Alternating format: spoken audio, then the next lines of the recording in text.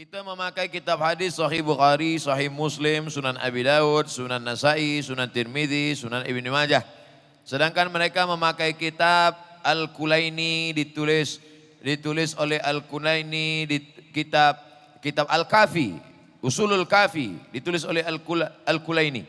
Dan ada juga kitab Tahzibul kitab Man La Yahduruhul Faqih dan beberapa kitab hadis lainnya.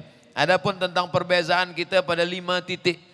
Banyak video-video tentang ini dan mufti-mufti di Malaysia sudah mengeluarkan fatwa. Saya hanya mengulang saja video-video yang saya jawab tentang masalah ini dan pula yang saya ambil ini dari pendapat Syekh Ali Jum'ah. Perbezaan kita ada 5. Yang pertama, kita mengatakan bahwa selepas Nabi Muhammad SAW meninggal, maka sahabat berkumpul di Saqifah Bani Sa'idah, mereka kemudian bermusyawarah, maka mereka membaiat Sayyidina Abu Bakar Siddiq. Sedangkan mereka mengatakan Nabi menulis secara mansus nas, setelah Nabi meninggal mesti diangkat Sayyidina Ali. Ali meninggal diangkat Sayyidina Hasan meninggal digantikan Sayyidina Husain meninggal digantikan oleh Sayyidina Zainal Abidin. Zainal Abidin meninggal digantikan oleh Muhammad Al-Baqir. Muhammad Baqir menggantikan Ja'far Sadiq meninggal digantikan Ali Ridha sampailah seterusnya. Sedangkan kita berpegang kepada Abu Bakar, Umar, Uthman, Ali berdasarkan syura. Lalu kemudian yang kedua, mereka berpegang bahwa sahabat-sahabat Nabi itu yang radhiyallahu an yang diridhai hanya kepada beberapa orang saja.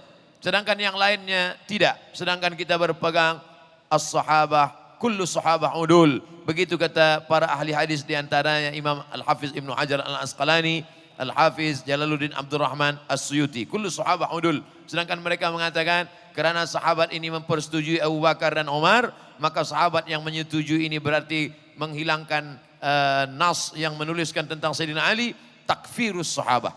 Yang ketiga, mereka mengatakan bahwa Al-Quran ini disebutkan dalam kitab Al-Kulaini, disebutkan dalam kitab Usulul Kafi ditulis oleh Al-Kulaini bahwa Al-Quran yang original bernama Mushaf Fatimah 3 kali lipat daripada ini. Nanti kalau Al-Qaim datang, imam ini akan membawa kitab ini dan seterusnya.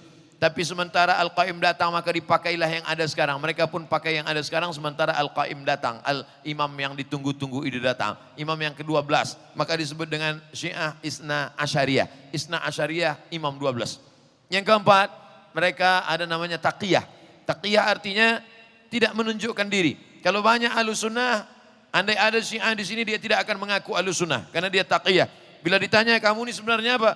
Saya Ahlus Sunnah. Padahal sebenarnya di dalam dia menyimpan Syiah. Sedangkan kita tak boleh.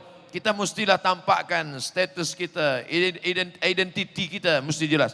Yang kelima tentang masalah mut'ah. Dalam masalah mut'ah hingga hari ini banyak kesaksian-kesaksian tentang mut'ah. Bahkan mut'ah ini bukan masalah fiqh bagi mereka. Mut'ah adalah masalah keyakinan.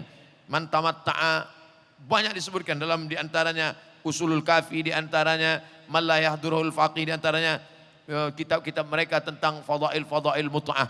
Man tamatta'a marratan, siapa yang mut'ah 1 kali kedudukannya seperti ini, siapa yang 2 kali, siapa yang 3 kali. Maka sedangkan kita tidak membenarkan mut'ah selepas perang, selepas diharamkan oleh Rasulullah sallallahu alaihi wasallam. Jadi 5 titik inilah perbezaan-perbedaan, bukan sama perbezaan kita dengan Hanafi, Maliki, Syafi'i, Hambali, tidak. Perbezaannya bukan pada furu' tapi perbezaannya pada usul. Wallahu a'lam bishawab.